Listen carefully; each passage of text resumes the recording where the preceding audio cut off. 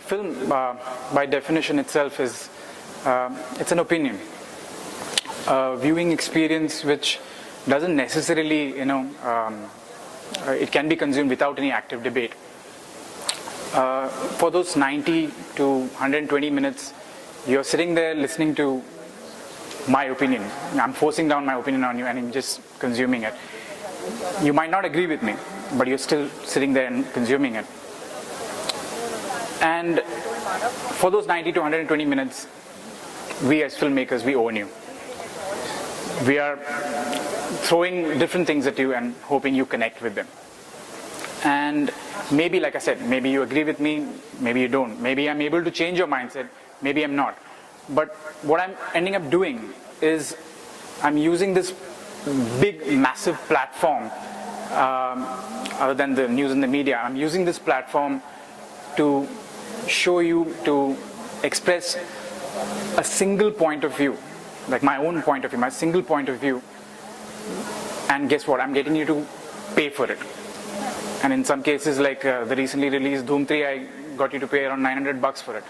So it's quite a strong medium. The influence is very strong, as is the responsibility. I would like to definitely talk about some of the films which over the years have shaped that kind of public opinion. There have been many socially relevant films, but at the same time there have been other mainstream films also which have managed to create that kind of public awareness.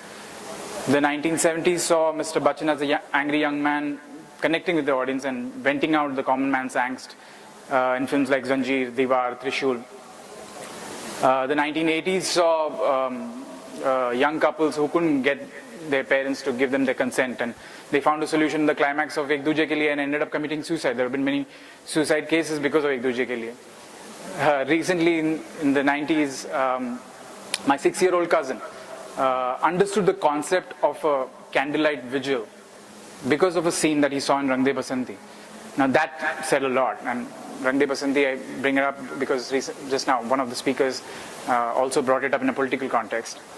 And there have been many films like that. There have been numerous films like that over the years. Black Friday, Shayad, off the top of my head, I'm thinking, even actually my own film, Shaitaan, which was itself inspired by a true incident, by the Adnan Patrawala kidnapping case. So films that way like Ms. Bandana, who was speaking about fashion, films also, though in the context of the other speakers, we were talking about the bankers and the other speakers talking about how it shapes the public opinion, films also play quite a vital role.